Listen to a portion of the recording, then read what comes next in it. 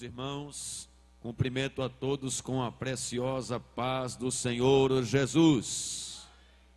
Que bom estarmos nesta noite na presença de Deus para participarmos desta festa gloriosa, onde o Senhor nos dá o privilégio de estar participando deste momento histórico da nossa igreja aqui em Vitória de Santo Antão.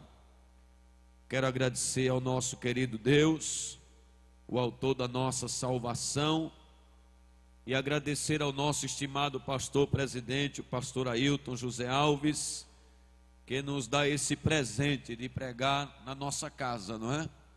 Eu estava ouvindo ali o relatório e muito me emocionei no Senhor por saber que eu faço parte dessa história.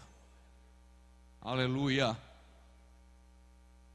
Estava lembrando quando com alguns jovens estávamos naquela cerâmica fria lá da matriz, pelas madrugadas, entrando madrugadas adentro de joelhos, buscando ao Senhor. E hoje, de 100% daqueles jovens que frequentavam aquele trabalho, mais de 90% são ministros, são presbíteros, são diáconos, são auxiliares, responsáveis por congregação, estão dando a sua parcela de contribuição na obra do Senhor. Eu estava lembrando aqui, alguns estão aqui, são meus amigos, evangelista Zaqueu, evangelista Adjaldo e outros servos de Deus que estão aqui, que fazem parte dessa história. Deus é poderoso, Ele promete e Ele cumpre. Glória a Deus.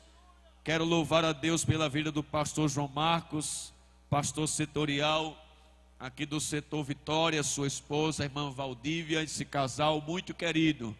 Saudar aos ministros e presbíteros que aqui estão, saudar esta juventude cheia de raça, de força, que debaixo de água não apaga o fogo. Glória a Deus. Eu lembro quando a gente pega a assadeira quente que bota debaixo da torneira, né? Aí a água faz tss, tss, tss, tss. Tá assim essa noite aqui, não é? É a água descendo e o fogo subindo da presença do Espírito Santo de Deus. Glória a Deus. Vamos abrir a nossa Bíblia, queridos, no Evangelho conforme escreveu Mateus, capítulo 16, e os versículos de número 17 e 18. Nos foi passado o tema cuidadosamente, mas o pastor nos deixou à vontade para estar refletindo a palavra de Deus, ou na palavra de Deus. E eu quero com meus irmãos, glória a Deus, ler esse texto muito conhecido da igreja, em nome de Jesus. Mateus capítulo 16, versículos 17 e 18, quem achou, diga amém. E Jesus respondendo disse-lhe: bem-aventurado és tu, Simão Bar-Jonas, porque não foi a carne e sangue quem tu revelou, mas meu Pai que está nos céus. Pois também eu te digo que tu és Pedro, e sobre esta pedra edificarei a minha igreja, e as portas do inferno não prevalecerão contra ela. Quantos podem levantar a sua mão e dar glória a Deus esta noite? Meus queridos irmãos, de posse deste texto conhecido desta igreja bíblica, eu quero falar sobre Jesus e o seu relacionamento com a igreja. Estamos diante de um dos evangelhos, e embora o autor não se identifique, o testemunho dos pais da igreja, aqueles que sucederam os apóstolos à frente da igreja do Senhor, atestam a autoria de Mateus. Mateus, inicialmente chamado Levi, que tinha a função de ser funcionário de Roma em relação ao seu povo, cobrando impostos, conforme está em Mateus capítulo 9 e versículo 9.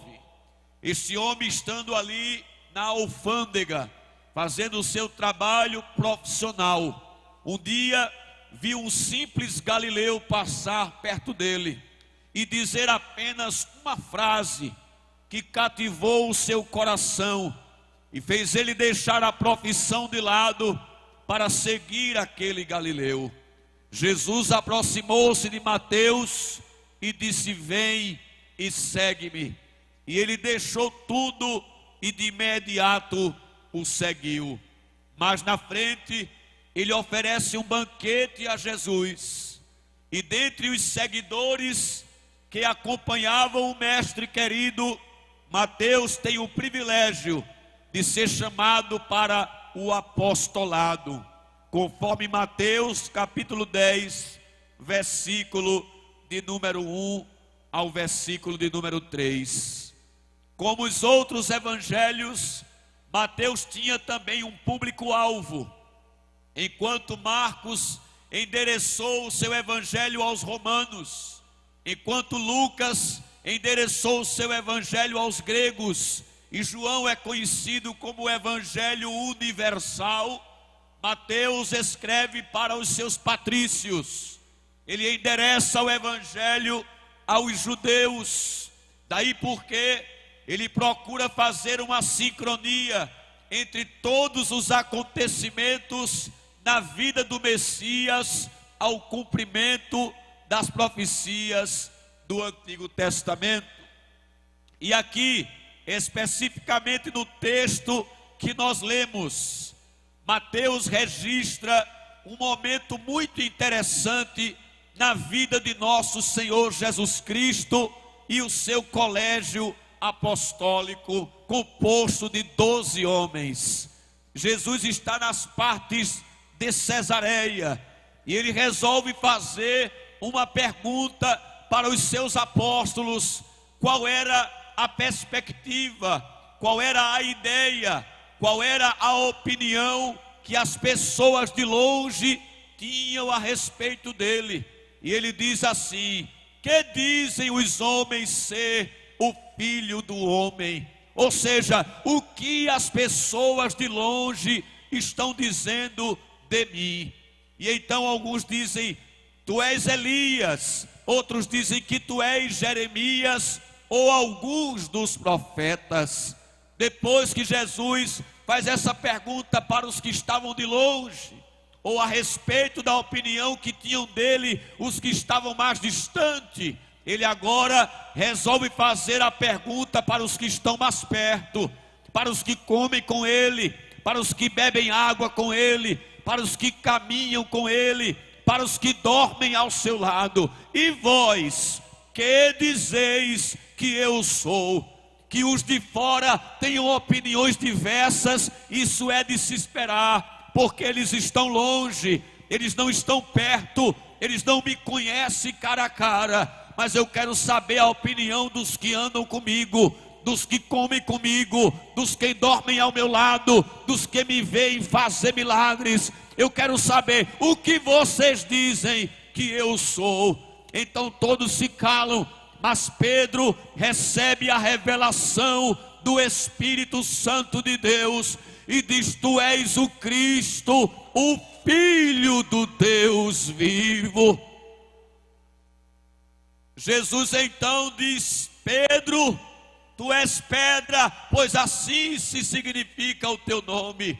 Mas sobre esta pedra que tu estás dizendo que é o Cristo, Filho do Deus vivo, edificarei a minha igreja, e as portas do inferno não prevalecerão contra ela.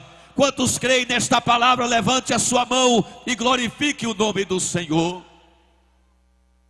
É a primeira vez na Bíblia que aparece o termo igreja. É a expressão grega eclesia, que literalmente significa um povo chamado para fora.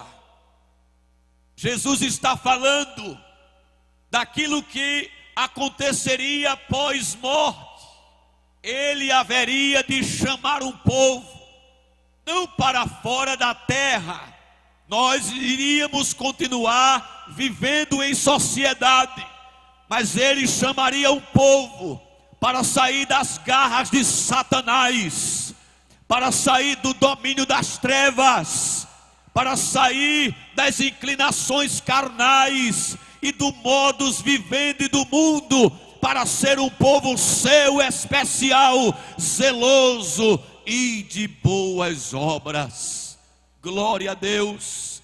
Certo teólogo diz que a igreja é um organismo místico, composto por todos os que aceitam o sacrifício vicário de nosso Senhor Jesus Cristo, e que tem como única regra de fé e prática a santa palavra de Deus.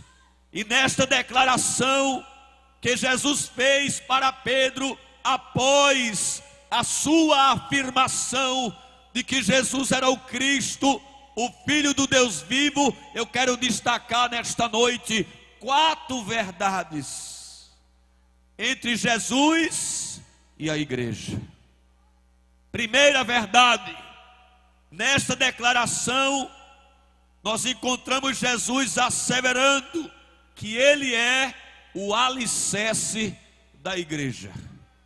Eu vou contar até 3 e você vai dizer: Jesus é o alicerce da igreja. 1, 2, 3.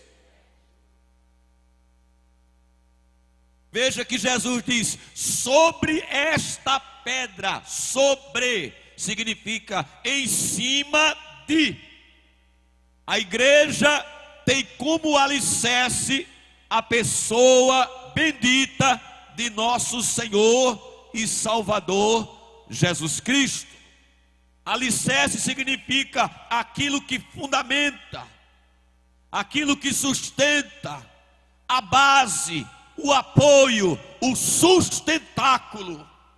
Na época de Jesus, quando as pessoas queriam edificar uma casa, eles procuravam uma rocha, eles procuravam um lugar firme, porque eles queriam fazer uma edificação que suportasse as intempéries, as chuvas, os trovões, as enchentes. Jesus falou disso em Mateus 7, versículo 24 ao 27, quando disse que o prudente construtor edifica a sua casa sobre a rocha. Então, afirmar que Jesus é o alicerce da igreja é dizer que a igreja pode sofrer o que sofrer, ela jamais desmoronará, porque ela tem uma base firme, ela tem um alicerce sólido. Não há tempestade, não há enchente, não há abalo que venha desmoronar a igreja de nosso Senhor Jesus Cristo. Aleluia. Em 1 Coríntios capítulo 3, versículo de número 10, nós encontramos o apóstolo Paulo dizendo que Cristo é o fundamento da igreja. Ele diz: segundo a graça de Deus que me foi dada, pus eu como sábio arquiteto o fundamento, e outro edifica sobre ele. Mas veja, cada um como edifica, porque ninguém pode pôr outro fundamento além do que já está posto, o qual é Jesus Cristo. Cristo é o fundamento da igreja. Em Efésios capítulo 2, versículo de número 20, o apóstolo Paulo segue com esta afirmação, quando ele diz: edificados sobre o fundamento dos apóstolos e dos profetas, de que Jesus Cristo é a principal pedra da esquina. Glória a Deus. O próprio Jesus, fazendo uma citação parafrásica de Isaías 28:16, ele se declarou a rocha, ele se declarou a pedra, ele se declarou o alicerce sobre o qual a igreja está firmada. O apóstolo Pedro, em Atos dos Apóstolos capítulo 4, versículo de número 11 e 12. Diante do sinédrio, cheio do Espírito Santo, aquele pescador simples disse: Jesus é a pedra que foi rejeitada por vós, os edificadores, a qual foi posta por cabeça de esquina, e em nenhum outro há salvação, pelo que nenhum nome há dado debaixo do céu entre os homens, pelo qual importa que sejamos salvos, somente o nome de Jesus. Aleluia, glória a Deus. Portanto, a pedra que os construtores rejeitaram foi colocada como cabeça de esquina. Esta pedra não é Pedro, como asseveram alguns. O próprio Pedro diz que ele, Jesus, é a pedra. Glória a Deus. Bendito seja o nome de nosso Senhor Jesus Cristo. E nunca nas páginas do Antigo Testamento um homem é comparado com pedra. Sempre é o próprio Deus. No Cântico de Ana, ela diz assim: Ele é a rocha. O próprio Deus diz assim: não há outra rocha como eu não conheço. Moisés, em Deuteronômio 32:4, disse: Ele é a rocha cuja obra é perfeita. Então não venha dizer para nós que Pedro é a pedra sobre a qual a igreja está firmada. Jesus é a pedra sobre a qual a igreja encontra-se alicerçada. Quantos asseveram isto comigo esta noite? Levante sua mão e glorifique o nome do Senhor. Ele é a pedra ferida de Meribá. Ele é a pedra que feriu os pés da estátua de Nabucodonosor. Ele é a pedra que os construtores rejeitaram na edificação do templo. A segunda verdade que eu quero destacar entre Jesus e o seu relacionamento com a igreja é que, além dele ser o alicerce, Jesus também diz que ele é o edificador. Veja que ele diz: edificarei a minha igreja. Diga comigo: Jesus é o edificador. Ele não é só o alicerce, ele também é o edificador, é aquele que constrói. A igreja, o apóstolo Paulo diz, era um mistério que estava oculto em Deus na eternidade, mas que foi revelada pelo Espírito na dispensação da graça. A igreja foi, desde a eternidade, concebida na mente de Deus. Deus a projetou em toda a sua dimensão divina e histórica, prevendo, como já foi dito aqui, cada detalhe, desde a sua concepção até a sua inauguração no dia de Pentecostes, para daí seguir a sua trajetória através dos tempos. Jesus disse: edificarei a minha igreja. A expressão edificar significa construir, levantar, fundar, instituir, criar. Igreja não é ideia de homem, igreja é ideia de Deus. Esse projeto estava oculto no coração de Deus, nem os anjos sabiam. E Paulo diz: o Espírito revelou aos apóstolos que ele escolhera. Ele diz: a mim, o mínimo de todos os santos, me foi dado a conhecer os mistérios ocultos que estavam no coração de Deus. E Cristo iniciou essa obra, amando a igreja e se entregando por ela. Glória a Deus. Assim como um rapaz, quando se engraçava de uma moça, ele voltava na casa dos pais e dizia: achei a moça, eu quero casar com ela. Então os pais iam e combinavam com os pais da moça o casório. Primeiro se fazia o noivado e se dava um prazo para a realização do casamento. Assim também foi Cristo quem desceu dos céus para buscar uma noiva, para chamar um povo para fora, para preparar esta noiva para o grande cortejo que nos aguarda naquele grande dia, onde estaremos para sempre com o Senhor. Aleluia.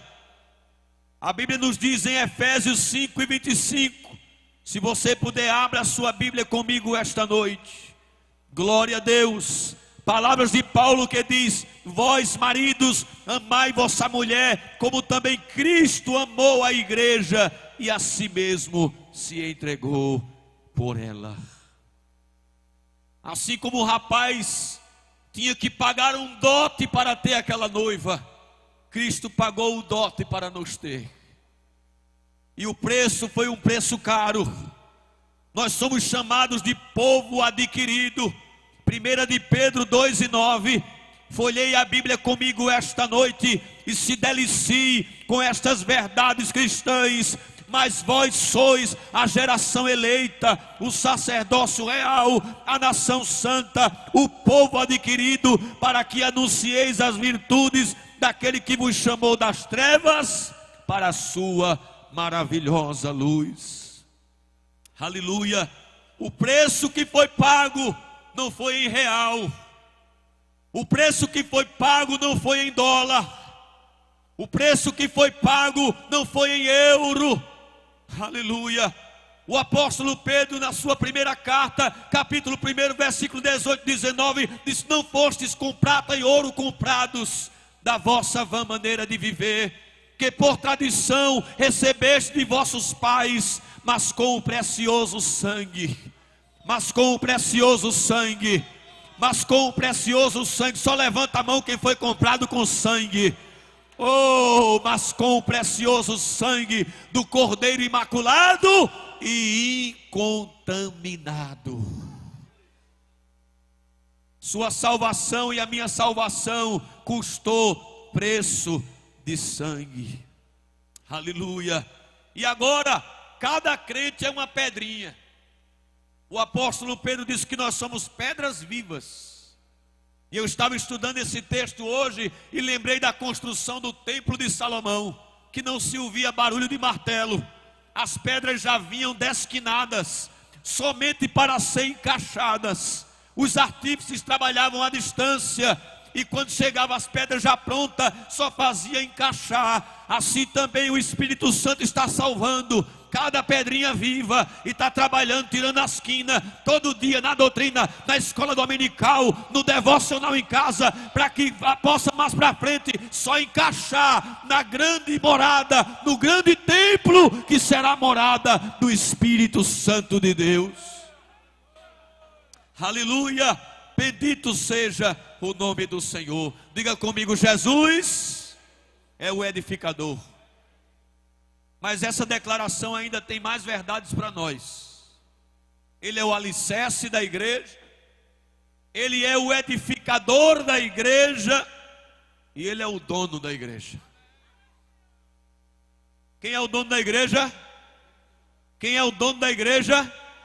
Para essa multidão pode ser mais forte. Quem é o dono da igreja? Ele disse assim, ó: edificarei a minha igreja. Aí tem um pronome possessivo que quer dizer experimentado pelo que fala. Ela é minha. Eu sou o proprietário. Proprietário quer dizer algo que se possui, que se tem a posse exclusiva. Glória a Deus. Aquilo que pertence de forma legítima a alguém. Você sabe que o ser humano crente, ele é de Deus duas vezes. Quantas vezes? Duas. Primeiro, nós somos de Deus por direito de criação. Ele nos fez. E nós somos de Deus duas vezes, porque a segunda é por direito de redenção. Ele nos comprou. Ele comprou o que já era dele. Aleluia, glória a Deus. Que Deus criou o ser humano, a Bíblia deixa bem claro, Gênesis 1:27, criou Deus, pois, o homem à sua imagem e semelhança, macho e fêmea os criou. Agora esse ser humano criado à imagem e semelhança de Deus, se afastou de Deus por causa do uso mau do seu livre-arbítrio. Ele se distanciou, ele se alienou, e Deus poderia deixá-lo perder-se e não ir atrás. Mas Jesus disse, no banquete que Zaqueu ofereceu a ele, a dupla missão do Messias: buscar e salvar o que se havia perdido. Geralmente, quando uma pessoa briga com a outra, se espera que aquele que causou a briga vá atrás daquele que foi ofendido e peça perdão. Deus não esperou isso. Deus foi ofendido pelo homem, o homem distanciou-se, e Deus não esperou o homem vir. Deus disse: eu mesmo é quem vou. E através do seu projeto de resgate, ele foi atrás.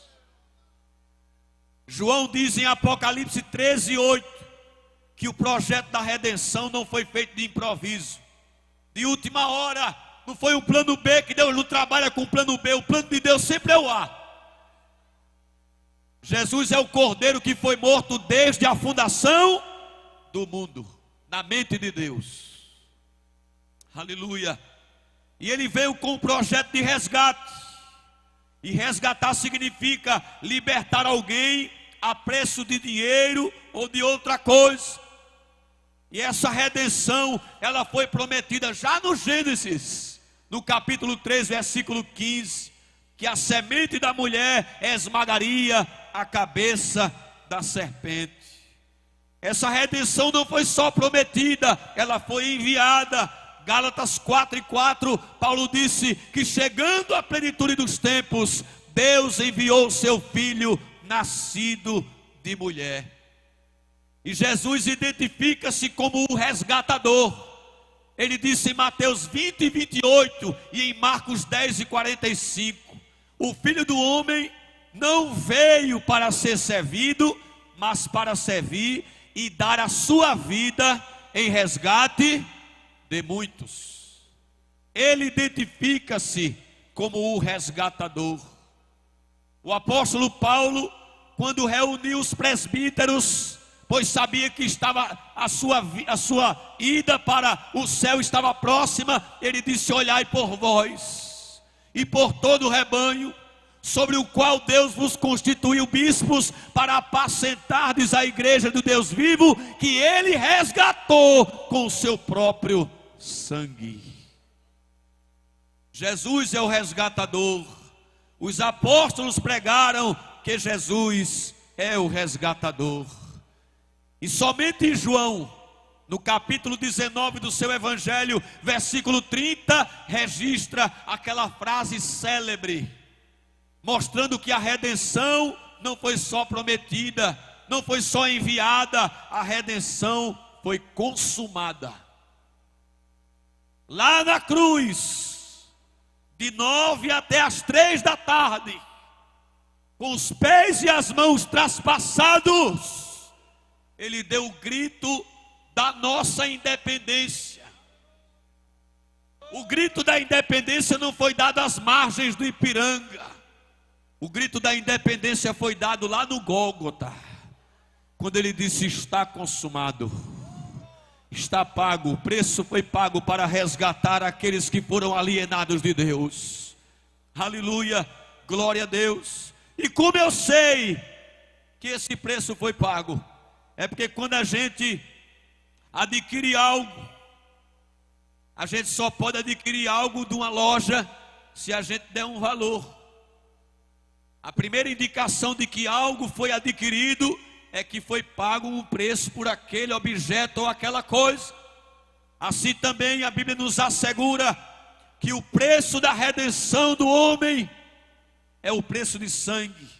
Levítico 17:11 está escrito que sem derramamento de sangue não há remissão. O que ecoa em Hebreus capítulo 9, versículo 22. E em Apocalipse 5 e 9, acontece um culto em ações de graças, que é a coisa mais bonita que você já pôde ver na face da terra, ou ler olhando para a Bíblia. Quando tem um ser sentado no trono com um livro na mão, e ninguém nem pode olhar para o livro, nem pegar o livro da mão dele e desatar os selos. João, que até então estava falando das igrejas da Ásia, de repente no capítulo 4 diz que ouviu uma voz dizendo: sobe aqui. E diz que quando pensou já estava lá em cima. E viu esse trono, viu aquele ser sentado, viu um anjo forte gritando: quem é digno de abrir o livro e desatar os seus selos? E ele diz: e ninguém no céu, os anjos, nem na terra, os homens, nem embaixo da terra, os mortos e os demônios, ninguém, um silêncio, ninguém era digno. E João entendia que a abertura daquele livro dependia a salvação da raça humana. Quem pode abrir o livro e desatar os seus selos? E ele começou a chorar. Foi a primeira vez que alguém no céu chorou, que lá não tem choro, nem pranto, nem dor. E ele chora. Mas quando ele está chorando, de repente um ancião chega, coloca a mão sobre ele e diz: não chore, João. Eis aí o leão da tribo de Judá, a raiz de Davi, que venceu e é digno de abrir o livro e desatar os seus selos. E apesar de João dizer vê o leão, quando ele olha ele vê o cordeiro. Duas identidades e um só Messias. Ele diz que sai aquele ser, vai à mão direita da majestade, pega aquele rolo, e quando pega os 24 anciãos, 12 que representa a antiga aliança e 12 que representa a nova aliança, pega aquelas coroas de folhas de louro e jogam aos pés do digno, e diz: a gente tem honra, mas diante dele ele tem mais honra.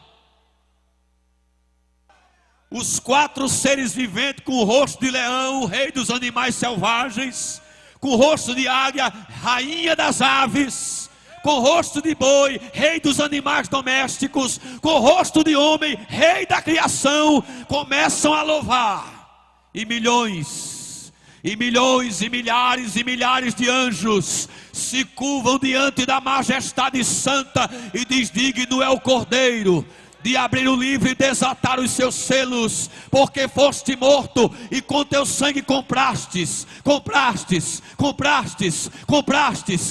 Só os comprados vai dar glória agora. Comprastes para Deus povos, tribos, línguas e nações. Aleluia, aleluia. Nós somos comprados. E geralmente o que a gente compra, a gente bota o nome, né? Principalmente livro, que a gente às vezes empresta, e se não botar o nome, tem gente que esquece de devolver. Aí a gente bota lá uma assinatura, tomba logo ele, está tombado.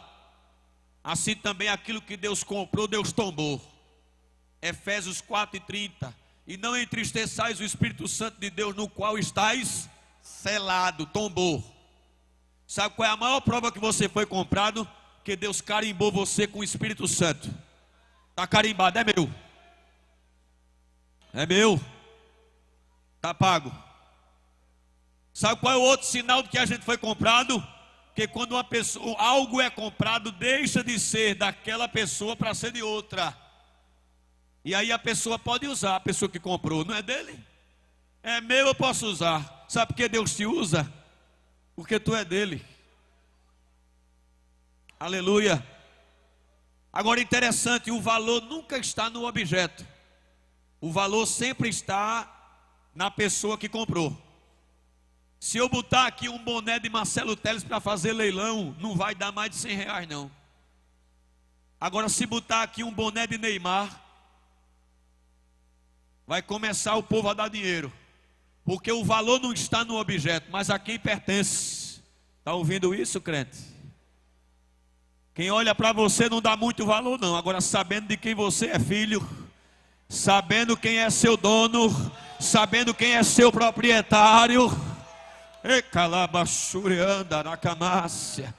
Era lamanaramassurianda aramanácia. Eu sou filho de Deus. Quem é filho de Deus aqui, irmãos? Vamos para frente. Jesus é o alicerce da igreja. Jesus é o edificador da igreja. Ele disse: edificarei. Jesus é o dono da igreja. Ele disse: minha igreja. Mas tem uma quarta verdade aqui que eu vou concluir com ela. Jesus é o protetor da igreja. Ele disse: as portas do inferno não prevalecerão contra ela. Eu protejo ela. Eu protejo ela. Ele sabia que a vida da igreja aqui na terra não seria fácil. Do Pentecoste para frente, Satanás ia se armar até os dentes para querer destruir esse trabalho. Mas Jesus já deixou garantido. Eu vou dar uma garantia a vocês, viu? O diabo vai se morder todinho.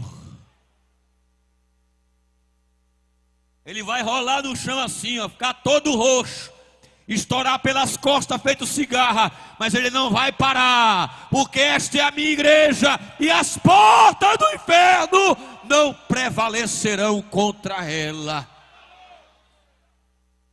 Aí quem olha para esse texto pensa que a igreja vai ficar parada, escuta lá, e que o diabo vai ficar atacando e ela vai resistir os ataques. É o contrário, irmão.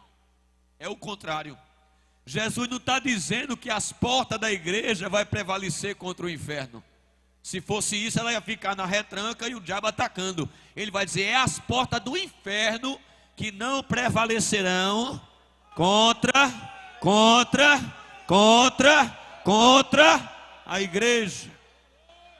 Quando um exército ia invadir uma cidade, pegava um tronco, alguns rapazes do lado, outros rapazes do outro, chegava nas portas e ia derrubar as portas, não era? Para derrubar aquela fortaleza e entrar. Aí é isso que Jesus está dizendo: eu vou levantar um povo e vai derrubar as fortalezas de Satanás na terra. Se a porta for de madeira, cai. Se a porta for de ferro, cai. Se a porta for de bronze, cai. Se a porta for de material qual for, a igreja vai chegar como uma caterpilha, como um trator na unção do Espírito Santo e vai derrubar, vai derrubar, vai derrubar. Aleluia, glória a Deus. Ele é o alicerce, ele é o edificador, ele é o dono da igreja, mas ele é também seu protetor. E do que é que Jesus protege a igreja?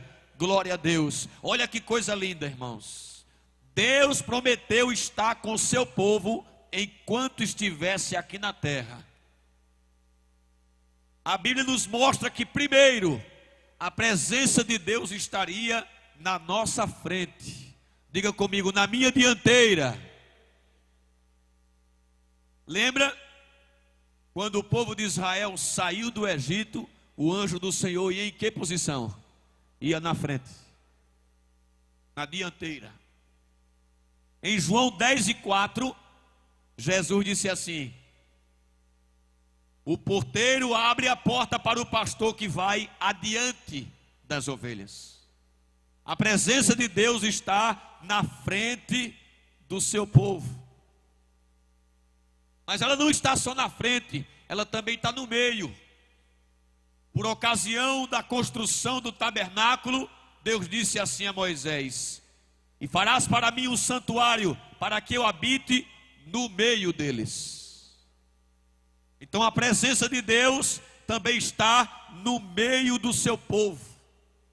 Jesus disse a mesma coisa à igreja: onde estiver 2 ou 3 reunidos, aí estou eu no meio. Diga comigo: ele está na frente e ele está no meio, mas também está atrás. Quando o povo de Israel entrou, Mar Vermelho dentro, Faraó vinha atrás com 600 carros, pegou carona na porta aberta. O anjo do Senhor que ia na frente do povo veio para trás. Como o episódio se deu na hora crepuscular, amanhecendo o dia, na hora da escuridão e amanhecendo, estava escuro, não tinha iluminação. Aí o que é que o anjo do Senhor fazia? A coluna de nuvem que ia em cima do povo, iluminava para o povo, para facilitar o povo andar. Lembre-se que ali tinha crianças, tinha adolescentes, tinha jovens, tinha mulheres grávidas, tinha os hebreus do Proate, tinha irmãos deficientes físicos que andavam com dificuldade, não é? Aí Deus, para facilitar, disse: toma iluminação. Aí eles andavam. Enquanto iluminava para eles, escurecia para os inimigos. Você nunca se perguntou por que é que o exército de Faraó de carro não alcançava os hebreus de pé? Você nunca se perguntou por que Satanás, sendo um anjo, sendo invisível aos olhos físicos, podendo vir por qualquer lado que a gente não espera, por que é que ele não te destrói? Se ele tem vantagem porque você é um ser humano e ele é um ser angelical, por que é que ele não te alcança? É porque entre você e ele está a presença de Deus. Aí o Senhor iluminava para eles e escurecia para os egípcios, vidro fumê. E quando eles estavam já alcançando, aí o Senhor chamou uma equipe de anjos mecânicos, disse: tira o parafuso da roda dos carros.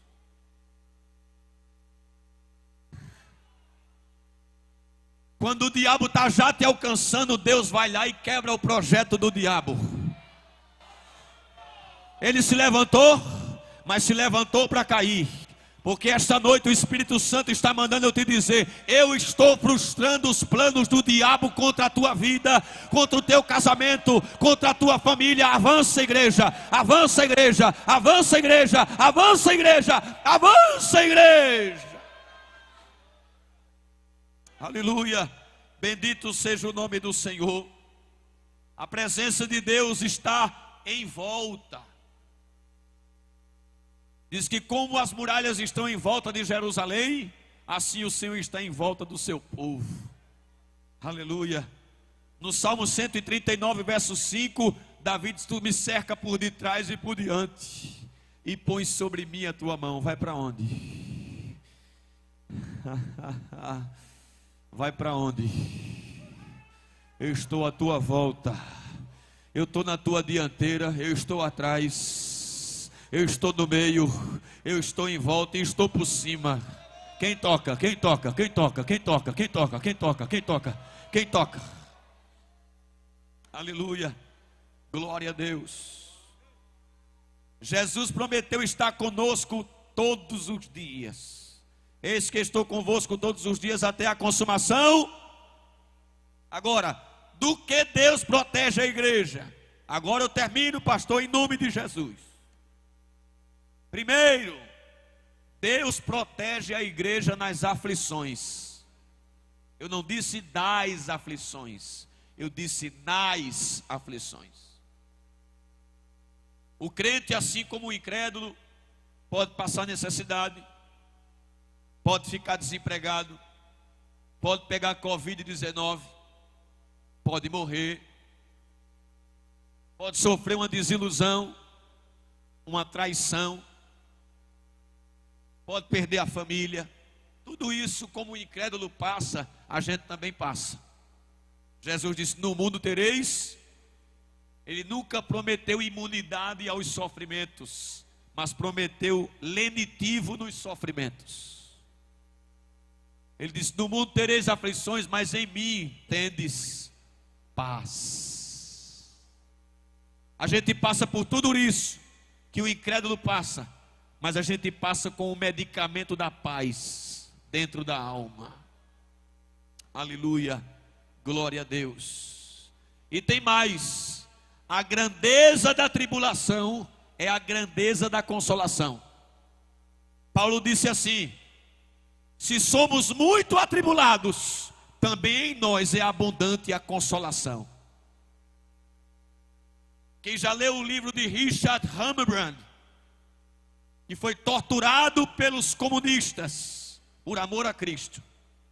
Ele disse que quando estava dentro da cela, pastor, que os soldados comunistas pegavam o chicote e batiam nele, ele sentia tanto gozo, tanto prazer no Espírito Santo, que ele olhava para o algoz e dizia: bata mais. E o rapaz chicoteava, tá! E ele dizia: bata mais, por favor.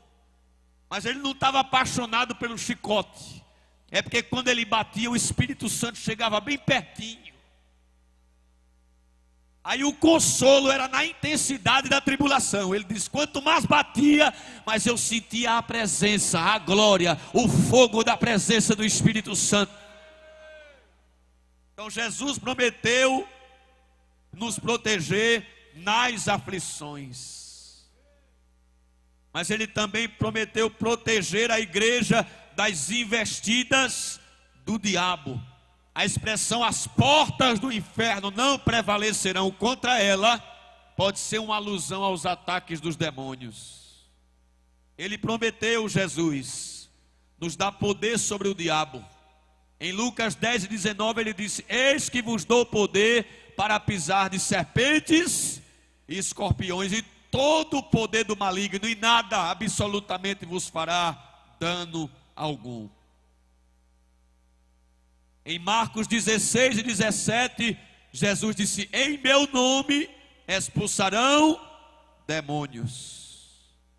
Em Efésios 6:10, o apóstolo Paulo: revesti-vos de toda a armadura de Deus, disse, para que possais resistir no dia mau, e havendo feito tudo, ficar firmes.